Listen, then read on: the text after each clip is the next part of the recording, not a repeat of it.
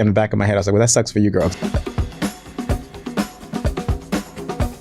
My first Broadway job was a show called Lyssa Strata-Jones. I am familiar. I did a show called Hello Again at the Transport Group. I got that show because I was on Playbill and I was looking at press releases. And my thinking was I needed to get into a room with people who had worked on Broadway. And this cast was like Rachel Bay Jones and Max Von Essen and these people who had Broadway credits. And I was like, if I can get in that room, they can point me in the right direction. So I reached out to Jack Cummings, who was the director, interviewed with him, and they brought me on as a PA, I guess. And I was paid $50 in a Metro card, but whatever. So I did that. And then the next show they did with Lyssa Strata-Jones off Broadway. And he was like, would you want to stay on to PA this? And I was like, for $50 in a Metro card? And he was like, yeah, that's all we can afford. So I was like, sure. So I did it. And then the show moved to Broadway. And when the show moved to Broadway, they replaced all the stage managers. And me being 20, whatever I was, and sort of naive, but also someone who never accepts no as a definitive answer. When the PSM told me that we were being replaced, I was like, oh, what do I do now? I didn't get to this moment for me not to try. Then I emailed our director, Facebook messaged Patty Murin, who was the lead actress. And then I